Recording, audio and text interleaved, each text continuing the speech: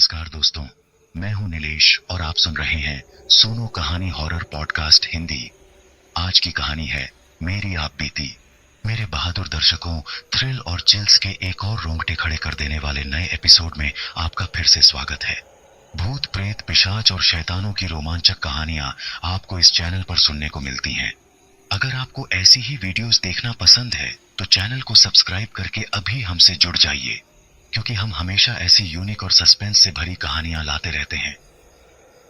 कहीं ऐसा ना हो कि आपसे कोई कहानी मिस हो जाए, तो हेडफोन लगाएं और कमरे की लाइट्स बंद कर लें, क्योंकि डरावनी यात्रा शुरू होने वाली है। तो आइए, ज्यादा समय बर्बाद न करते हुए सुनते हैं आज की यह कहानी, जो सच में बड़ी ही जबरदस्त है। इसमें इमोशंस, डर और सस्पेंस है, जिसका आपको बेसब्री से इंतजार था। दोस्तों, आज की कहानी में अंत तक बने रहना।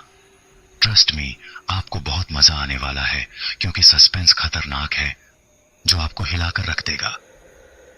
जब भी मैं इस बात के बारे में याद करता हूं तो मेरा लहू जमने लगता है और जिस्म में एक सरसराहट दौड़ने लगती है। मुझे पहाड़ हमेशा से ही पसंद रहे हैं, इसलिए जैसे ही मेरा तबादला पहाड़ी इलाके में हुआ तो सबसे पहले मैंने अपने लिए एक घर देखना शुरू कर दिया। शायद मेरी किस्मत कुछ ज्यादा ही बुलंद थी, इसलिए मुझे जल्दी ही अपने सपनों का महल मिल गया। उसे मकान ना कहकर अगर हवेली कहा जाए तो ज्यादा बेहतर है। 6 कमरे, एक गैराज, एक छोटा बगीचा, सभी कुछ तो था वहां। जब सब सही से निपट गया तो मैंने अपनी धर्मपत्नी को भी बुलावा दे दिया। वैसे आपको बता दूं कि मेरे परिवार में मैं, मेरी पत्नी सरोज, मेरी पत्नी का एक भाई विनोद और साथ में मेरी प्यारी 2 बिल्लियां थीं। सभी के आ जाने से जैसे घर में ताजगी आ गई हो। इतने बड़े घर को संभालने के लिए मुझे नौकरों की जरूरत थी, अतः मैंने पास के गांव जाकर 2 नौकरों का बंदोबस्त करने की सोची। अगले दिन मैं सुबह ही पास के गांव चला गया। वह गांव काफी अजीब था। ऐसा लगता था जैसे लोग अपनी जिंदगी काट रहे हैं, जी नहीं रहे। उनके चेहरों पर एक अजीब सी मनहूसियत छाई हुई थी। मैंने एक छोटी सी दुकान देखी और वहां जाकर पूछा, कोई कामगार यहां मिल सकते हैं क्या? दुकानदार बोला, बाबूजी, यहां काम करने वाले लोगों की कमी नहीं है, वैसे भी यहां के लोगों को ज्यादा काम मिल नहीं पाता। उसने एक छोटे लड़के से कुछ लोगों को बुलावा भेजा। थोड़ी देर में ही काम करने की इच्छुक एक छोटी सी भीड़ मेरे इर्द गिर्द जमा हो गई। लेकिन जैसे ही मैंने उन्हें अपने घर का पता बताया तो जैसे सभी को सांप सूंघ गया हो। उन लोगों के चेहरे पर मैं डर देख सकता था। धीरे धीरे करके सारी भीड़ मेरे पास से हट गई। मुझे बहुत आश्चर्य हुआ। मैंने दुकानदार से इसका कारण जानना चाहा, तो उसने बताया कि जिस घर में आप लोग रहते हो वहां बहुत साल पहले एक व्यापारी और उसका परिवार रहता था। वह काफी समृद्ध था। इसी गांव के कुछ लोगों ने लालच में आकर उसकी और उसके परिवार की हत्या कर दी थी। उस परिवार से केवल व्यापारी ही बचा था। उसने गांव वालों से मदद की गुहार लगाई, लेकिन गांव में से किसी ने भी उसकी मदद नहीं की। वह व्यापारी जादू टोना जानता था। उसने उस घर और इस गांव पर टोटका कर दिया। कहते हैं कि व्यापारी ने अपना शरीर एक पिशाच को सौंप दिया था और तभी से गांव में अजीब अजीब घटनाएं शुरू हो गईं। लोग मरने लगे। तब गांव के ही कुछ लोगों ने हिम्मत की और उस व्यापारी को वहीं जलाकर गाड़ दिया। मुझे पता था कि गांवों में ये कहानियां आम होती हैं, इसलिए मैंने इन बातों पर ज्यादा ध्यान नहीं दिया। मैंने दुकानदार से पैसे बढ़ाने के लिए कहा और आखिर में मुझे काम करने के लिए लोग मिल ही गए। जब घर में वापस आया तो मेरी पत्नी सरोज घर की सफाई में व्यस्त थी। तभी अचानक विनोद कहीं से एक छोटा पुराना घड़ा उठा लाया और इससे पहले कि हम कुछ कह पाते, वो घड़ा विनोद के हाथ से छूटकर फर्श पर गिरकर टूट गया। घड़े के गिरते ही एक चीख सी पूरे घर में गूंज गई और एक भयानक दुर्गंध फैल गई। हमने जल्दी से उस घड़े के टुकड़े और उसमें से निकली राख को समेटा और बाहर फेंक दिया। लेकिन मुझे नहीं पता था कि जो अनहोनी होनी है उसकी शुरुआत हो चुकी है। अंदर से लगातार गुर्राने की आवाज आ रही थी। मैंने जाकर देखा तो मेरी दोनों पालतू बिल्लियां आपस में लड़ रही थीं। ये बहुत अप्रत्याशित था, क्योंकि आज से पहले मैंने उन्हें लड़ते हुए नहीं देखा था। लड़ते लड़ते दोनों आसपास घूमने लगीं, जैसे कि कुछ ढूंढ रही हों। तभी अचानक दरवाजे पर तेज आवाज हुई और फिर धीरे धीरे सभी खिड़की दरवाजे तेज आवाज में बजने लगे। मैं भागकर बाहर आया और देखा कि एक भयंकर तूफान आ रहा है। ऐसा तूफान मैंने अपने पूरे जीवन में नहीं देखा था। ऐसा लग रहा था जैसे कि तूफान सबको छुड़ा ले जाएगा। खिड़की दरवाजे अभी भी भयानक आवाज में बज रहे थे। मेरी दोनों बिल्लियां अभी भी गुर्राते हुए आसपास के दरवाजों पर अपने पंजे मार रही थी। सरोज और विनोद भी अंदर आ चुके थे। क्या भयावह मौसम है, मेरी पत्नी सरोज ने कहा। विनोद भी काफी डरा और सहमा हुआ था। बचपन से ही विनोद बोलने और सुनने में असमर्थ था। विनोद बार बार खिड़की से बाहर देख रहा था और डर रहा था। मैंने उससे इशारों में पूछा तो उसने खिड़की के बाहर की तरफ इशारा किया। मैंने खिड़की की तरफ देखा तो ओह मेरे भगवान, मुझे अपनी आंखों पर भरोसा नहीं हुआ। एक कपड़े में लिपटा हुआ इंसान पेड़ के सहारे टिका हुआ था। तूफान में उसका सफेद कपड़ा लहरा रहा था। तभी अचानक बिजली गिरी और मेरे देखते ही देखते सब धुआं हो गया। मैं सभी के साथ हॉल में आ गया और तूफान थमने की प्रतीक्षा करने लगा। आखिरकार तूफान थम गया। मैं सीधा बाहर उस पेड़ की तरफ गया जहां मैंने वो कपड़े में लिपटा इंसान देखा था। उस पेड़ के पास मुझे ऐसा कुछ भी दिखाई नहीं दिया। मैंने सोचा कि हो सकता है यह मेरी आंखों का वहम हो, लेकिन तभी मैंने वहां एक जला हुआ सफेद कपड़ा देखा। मुझे समझ नहीं आ रहा था कि यह सब एक वहम है या हकीकत। मैं वापस घर आया तो एक और नई घटना मेरे सामने थी। किसी ने हमारे शयन कक्ष का सारा सामान उलट पलट दिया था। सारा सामान बिखरा पड़ा था। सरोज यह सब देखकर रोने लगी और कहने लगी कि यह घर मनहूस है, जरूर इस घर में कुछ बुरा है। लेकिन मैं इन सब बातों पर यकीन नहीं करता था। मुझे लगता था कि गांव वाले नहीं चाहते कि कोई भी यहां रहे, इसलिए ये प्रपंच कर रहे हैं। उस रात हमने हॉल में सोने का फैसला किया। शाम होते होते चारों तरफ एक धुंध सी फैलने लगी, जिसमें एक अलग ही तरह की गंध थी। रात को काफी देर में मुझे नींद आई। अचानक एक चीख से मेरी नींद टूट गई। मैंने देखा कि विनोद काफी घबराया हुआ था और उसी खिड़की की तरफ देखते हुए बोला, वह आ रहा है। मुझे बहुत आश्चर्य हुआ कि जिस इंसान ने कभी जिंदगी में कोई शब्द नहीं बोला, वो आज इतना स्पष्ट कैसे बोल रहा है। मैंने खिड़की की तरफ देखा तो वही कपड़ों में लिपटा हुआ इंसान उसी पेड़ के सहारे खड़ा था। तभी अंदर से मेरी दोनों बिल्लियों के लड़ने और रोने की आवाजें आने लगीं। यह सब देखकर सरोज और विनोद बेतहाशा रोने लगे। मैं इतनी जल्दी घबराने वालों में से नहीं था। मैंने दोनों को डांटकर चुप हो जाने के लिए कहा। पूरा वातावरण एकदम शांत हो चुका था। मैंने खिड़की से झांक कर देखा तो वहां कुछ भी नहीं था। अगली सुबह गांव से वे दोनों नौकर हरि और मोहन आ चुके थे। मैंने उन दोनों को आसपास की झाड़ियां साफ करने का हुक्म दे दिया। इसके बाद जब मैं विनोद से मिला तो उसे देखकर साफ जाहिर हो रहा था कि उसे रात का कुछ भी याद नहीं था। तभी बाहर से हरि की आवाज आई। वह मुझे कुछ दिखाना चाहता था। मैंने देखा कि झाड़ियों के बीच एक बड़ा सा खड्ड बना हुआ था। मैंने कहा कि शायद किसी जंगली जानवर ने यह खड्डा बनाया होगा। मैंने उस खड्डे का मुंह एक पत्थर से बंद करवा दिया। शाम तक कुछ भी अप्रत्याशित नहीं हुआ तो मैंने सुकून की सांस ली। लेकिन शाम होते होते फिर वही धुंध फैलने लगी। तभी सरोज ने आकर बताया कि विनोद को तेज बुखार हो गया है। मैंने देखा कि विनोद तेज बुखार से झुलस रहा है। रात में मैंने बाहर निकलना ठीक नहीं समझा, इसलिए हमने घर में ही रखी हुई दवाइयों का सहारा लिया। सरोज और विनोद के सोने के बाद मैं अपने लैपटॉप पर ऑफिस का काम निपटाने लगा। कुछ देर बाद मुझे बाहर कुछ गिरने की आवाज आई। मैं भागकर बाहर आया तो देखा कि विनोद का शरीर पड़ा हुआ था और उसके शरीर से निकल रहे खून को मेरी दोनों बिल्लियां चाटने में मग्न थी। मैंने तुरंत विनोद को उठाया और अंदर ले आया। उसका शरीर बर्फ के समान ठंडा पड़ चुका था और दोनों आंखें बाहर की तरफ निकली हुई थीं। विनोद की यह हालत देखकर सरोज ने रोना शुरू कर दिया। मेरी सोचने समझने की शक्ति खो चुकी थी। तभी मैंने विनोद के जिस्म में हरकत महसूस की। यह देखकर मैंने देर नहीं की, कार निकाली और विनोद और सरोज को लेकर अस्पताल चला गया। विनोद को उन्होंने इमरजेंसी वार्ड में शिफ्ट कर दिया। सुबह डॉक्टर ने मुझे खबर दी कि विनोद अब खतरे से बाहर है। मैंने डॉक्टर का शुक्रिया अदा किया। तभी सरोज वहां आकर सिसकने लगी और उसने मुझसे कहा कि अब वह उस घर में एक दिन भी नहीं रहेगी। परिस्थितियों को देखते हुए मैंने भी वहां से निकलने का फैसला कर लिया और सरोज से कहा कि विनोद के ठीक होते ही हम वहां नहीं रहेंगे। अस्पताल में रात से दोपहर हो चुकी थी। तभी नर्स ने आकर कहा कि हम लोग चाहें तो घर जा सकते हैं, विनोद को यहां कोई दिक्कत नहीं होगी।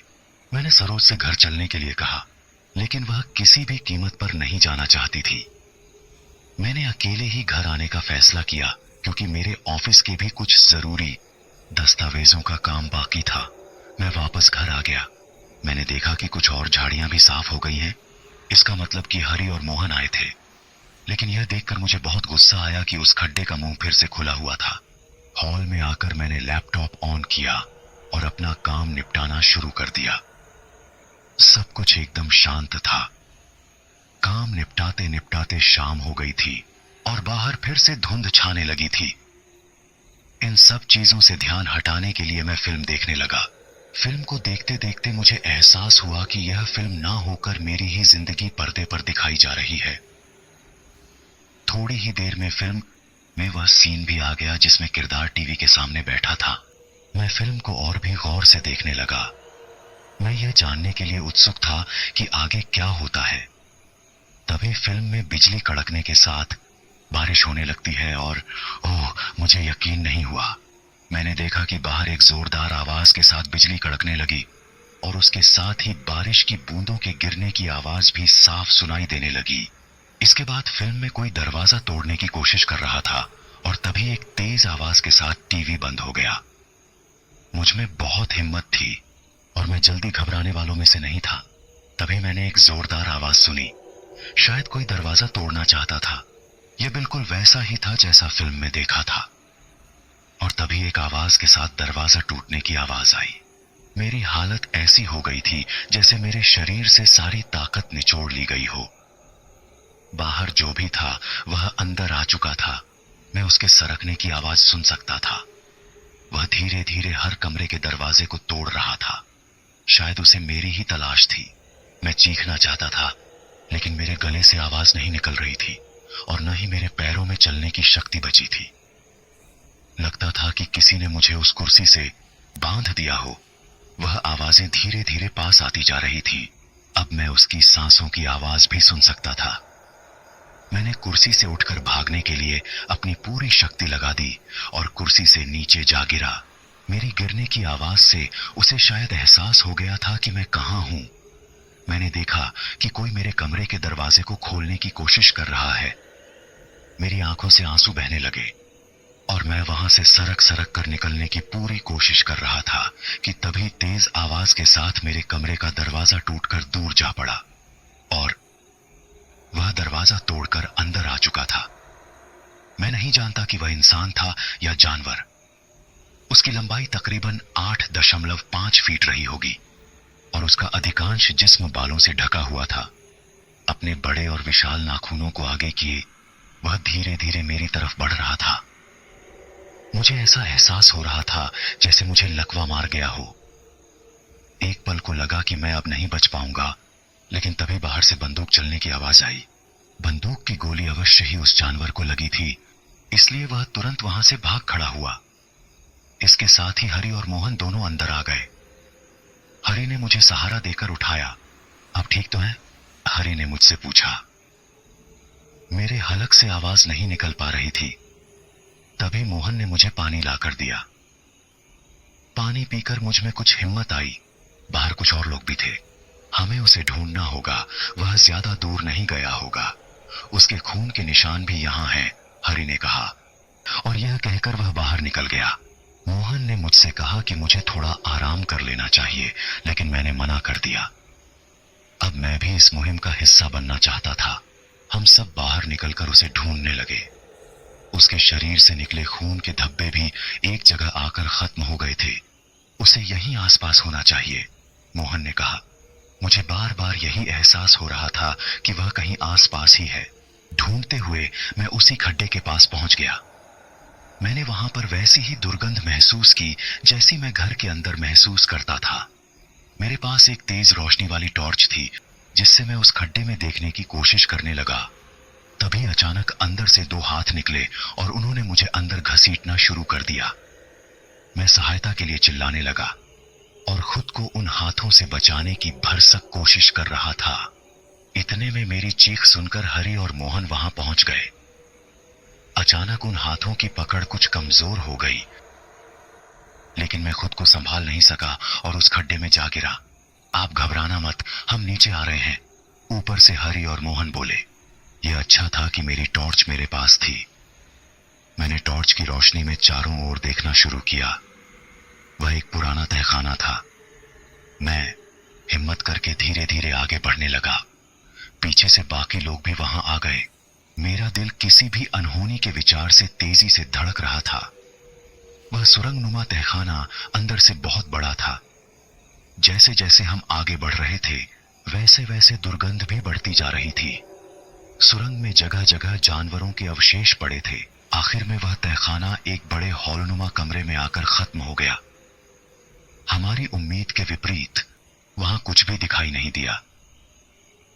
हम वहां से निकल ही रहे थे कि मोहन ठोकर खाकर गिर पड़ा। जरूर यहां कुछ छुपा हुआ है, मोहन बोला। हमने फर्श पर टटोल कर देखा और हमें एक जगह उभार मिल गया। यह एक बड़ी लोहे की चादर थी। जैसे ही हमने उसे सरकाया, एक पल के लिए मेरी दिल की धड़कन जैसे रुक सी गई। वह विशाल दानव वहां इस तरह से लेटा था जैसे कोई मूर्ति हो। एक कुल्हाड़ी उसके दोनों हाथों में फंसी हुई थी। मैंने इसी पर ही गोली चलाई थी, हरि बोला, लेकिन मोहन ने कहा, ऐसा लगता है कि यह यहां सालों से पड़ा है। तभी मैंने उसके बाएं कंधे पर एक सुराख देखा जिसमें अभी भी खून जमा हुआ था। मैंने इशारों में बाकी लोगों को यह दिखाया। इसे अभी के अभी जलाना होगा, हरि ने कहा। हमें कुछ लकड़ियां इकट्ठा करनी होंगी, लेकिन इसे ऐसे भी नहीं छोड़ा जा सकता, मैंने कहा। आखिर में हम 4 लोग वहीं रुके और बाकी लोग लकड़ियां इकट्ठा करने चले गए। हमें आसपास भी देखना चाहिए, शायद कुछ काम का सामान मिल जाए, मोहन ने कहा। हम चारों आसपास देखने लगे कि तभी उस मुर्दे में अचानक जान आ गई और उसने एक झटके में हमारे साथ के एक व्यक्ति को 2 हिस्सों में काट दिया। यहां से भागो, अपनी जान बचाओ, मैं चिल्लाया। हम तेजी से चिल्लाते हुए भागने लगे और वह हमारे पीछे था। मेरी किस्मत अच्छी थी कि मैं खड्डे से निकलने में कामयाब हो गया। मेरे पीछे मोहन भी बाहर आ गया, लेकिन हमसे पीछे वाले की किस्मत इतनी अच्छी नहीं थी। दानव ने उसे भी एक ही झटके में कुल्हाड़ी से खत्म कर दिया। अब वह खड्डे से बाहर आ चुका था। उसकी आंखें लाल अंगारों की तरह दहक रही थीं, लेकिन इस बार हम भी तैयार थे। एक तरफ से मोहन ने उस पर जलती हुई मशाल फेंकी। बड़े बड़े बालों की वजह से दानव में तुरंत आग लग गई। उसने मोहन पर कुल्हाड़ी फेंक कर मारी, लेकिन मोहन सावधान था और उसने अपना बचाव कर लिया। हम लोग मशालों के साथ उस पर झपट पड़े और उसे जला दिया। उसकी चीखें वातावरण को भयानक बना रही थीं और आखिर में चीखों के साथ वह जमीन पर गिर पड़ा और कुछ ही समय बाद राख में बदल गया। उसके खत्म होते ही सभी ने सुकून की सांस ली। हम सभी हॉल में आकर बैठ गए। मेरे मस्तिष्क में इस समय बस एक ही बात चल रही थी कि क्या हरि और मोहन को पहले से ही सब पता था? शायद मोहन समझ गया था कि मेरे मन में क्या चल रहा है। उसने कहा, आप यही सोच रहे होंगे कि हम लोग कैसे यहाँ आए और क्या हमें सब पता था। तो मैं बताना चाहूंगा कि हमें यहाँ का रहस्य बहुत पहले से ही पता था। अगर आप हमें यहाँ आने से पहले मिले होते तो हम आपको कभी भी इस घर में आने नहीं देते। आपके गांव आने से पहले ही इसे आपकी गंध मिल गई होगी। हमें बहुत समय से इसकी खोज थी, इसीलिए हम आपके यहाँ नौकर बनकर आए ताकि आपको शक भी न हो और हमारी खोजबीन भी चलती रहे। अगर हम आपको पहले ही सब बता देते तो आप न तो हमारी बातों पर यकीन करते और न ही हमें यहाँ आने देते। आज इसकी कहानी भी खत्म हो गई। तभी मुझे कुछ आहट महसूस हुई। मैंने बाहर देखा तो तूफान बढ़ा चला आ रहा था। मैंने कहा, कहानी अभी खत्म नहीं हुई है, वह देखो पेड़ के पास। सब उठकर वहीं देखने लगे जहां मैंने इशारा किया था। वहीं कपड़ों में लिपटा हुआ इंसान था, लेकिन इस बार वह पेड़ से नहीं टिका था, बल्कि उसका शरीर आसमान में लहरा रहा था। उसके शरीर से लिपटी कपड़े की पट्टियां एक एक करके तूफान में उड़ रही थीं। ये क्या भला है? हरि बोला। मैंने कहा, इसे भी मैंने बहुत बार यहीं देखा है। तभी मोहन ने उस पर फायर किया, लेकिन उस पर इसका कोई फर्क नहीं पड़ा। एक एक करके उसने 3 फायर किए, लेकिन सब व्यर्थ। इस पर मेरी गोलियों का कोई असर नहीं पड़ रहा था। हमें कुछ और देखना होगा। मेरे पास कुछ और भी है, यह कहकर मोहन ने अपना बैग खोला और 3 त्रिशूल निकाल लिए। उसने बताया, ये त्रिशूल एक विशेष धातु से बने हैं और अभिमंत्रित हैं। हमने एक एक त्रिशूल उठाया और बाहर आ गए। मोहन त्रिशूल लेकर उसके करीब पहुंच चुका था। तभी उस इंसान की आखिरी पट्टी भी उड़ गई और वहां ऐसा हो गया जैसे वहां कोई इंसान था ही नहीं। वातावरण एकदम निशब्द हो गया और वहां एक घनी धुंध छाने लगी। धुंध इतनी गहरी थी कि हमें मोहन भी दिखना बंद हो गया। तभी मैंने एक दर्दनाक चीख सुनी। थोड़ी ही देर में मोहन का निर्जीव शरीर मेरे पैरों में पड़ा था। मैं वहां से चिल्लाते हुए भागा। मुझे पता नहीं चल रहा था कि मेरे पैर किधर जा रहे हैं। पीछे से फायर और चिल्लाने की आवाजें ही आ रही थी। तभी मेरी ठोकर लगी और मैं नीचे गिर पड़ा। मेरे पास ही कुछ छटकने जैसी आवाज आ रही थी। मैंने ध्यान से देखने की कोशिश की तो वह मेरी ही बिल्ली थी। उसके पास एक लाश पड़ी थी जिसे वह चबाने में व्यस्त थी। मैंने धीरे धीरे पीछे हटने की कोशिश की, मगर फिर भी उसने मुझे देख लिया। अब वह लाश को छोड़कर मेरी ओर बढ़ने लगी। उसकी आंखें एकदम शीशे जैसी चमक रही थीं। वह मुझ पर झपटी। मैंने अपने हाथों से उसे रोकने की कोशिश की। उसने मेरी उंगली चबा डाली। मैं दर्द से कराहने लगा। किसी तरह से मैंने उसकी गर्दन दबोच ली और कसकर उसे दबाने लगा। कुछ ही देर में वह शांत पड़ गई। मैंने उसे एक तरफ फेंक दिया। मेरे हाथ से लगातार खून बह रहा था। मैंने रुमाल निकाला और अपने हाथ पर कसकर बांध लिया। मैं बहुत चौकस होकर आगे बढ़ने लगा। उस धुंध में कुछ भी देखना बहुत मुश्किल था। मैं उस दिन को कोस रहा था जिस दिन मैं यहां आया था। मैं किसी भी कीमत पर यहां से निकलना चाहता था। थोड़ी ही दूर मैंने किसी के जोर जोर से सांस लेने की आवाज सुनी। यह शायद हम में से कोई हो। यह सोचकर मैं सावधानी से उसकी ओर बढ़ने लगा। यह हरि था। वह तेजी से सांस ले रहा था। मुझे देखकर उसने मुझे त्रिशूल देते हुए कहा, इसे रखो, इसकी जरूरत पड़ेगी। यह कहते ही वह सिसकने लगा और मुझसे हाथ जोड़कर कहने लगा, मुझे बचा लो। तभी उसे पीछे की तरफ किसी ने खींच लिया। उसकी चीख धीरे धीरे मध्यम पड़ गई थी। अब शायद मेरी बारी है। यह सोचकर मैंने त्रिशूल को कसकर पकड़ लिया। मैं चारों तरफ आंखें फाड़ फाड़ कर देख रहा था। मुझे एहसास हो रहा था कि वह जो कोई भी है मेरे बहुत पास है। तभी मुझे कोई मेरे पैरों से पकड़कर घसीटने लगा। धुंध में कुछ नहीं दिख रहा था। दिख रहा था तो सिर्फ बड़ी बड़ी 2 चमकदार आंखें। ना जाने मुझ में कहां से हिम्मत आ गई। मैंने पूरी ताकत से वह त्रिशूल उसकी आंखों में घुसा दिया। मेरा इतना करना था कि जैसे बवंडर आ गया हो। सारी धुंध उड़ चुकी थी। मैं उठकर वहां से अपनी कार की तरफ भागने लगा। वह बवंडर बहुत तेज था। मैं कार में बैठा और अपने हाथ के दर्द की परवाह न करते हुए पूरी स्पीड से अपनी गाड़ी निकाल ली। कार के साइड वाले शीशे में मैं उस बवंडर को देख रहा था। वह घर भी उस बवंडर में पूरी तरह नष्ट हो चुका था। मैं वहां से सीधा अस्पताल पहुंचा। मेरी पत्नी सरोज ने जब मेरी यह हालत देखी तो उसने मुझसे कारण जानना चाहा। मैंने अपना छोटा सा एक्सीडेंट होने का बहाना बनाया। विनोद कैसा है? मैंने पूछा। वह अब बहुत बेहतर है, सरोज बोली। देखो जी, अब हम उस घर में नहीं रहेंगे, सरोज बोली। मैं कहा, हाँ, अब हम वहां नहीं जाएंगे। मैं आज ही अपनी नौकरी से त्यागपत्र दे रहा हूं। यह कहते हुए मैं टीवी पर वह समाचार देखने लगा जिसमें आ रहा था कि भूस्खलन में पहाड़ी पर बना एक घर नष्ट हो गया और अब तक 4 लाशें बरामद हो चुकी हैं। मैंने सोचा कि शायद मेरी किस्मत में ही बचना लिखा था, इसीलिए मैं यहां हूं। तो दोस्तों, यह कहानी यहीं पर समाप्त होती है। आप लोगों को मेरी कहानी कैसी लगी मुझे कमेंट में जरूर बताइए।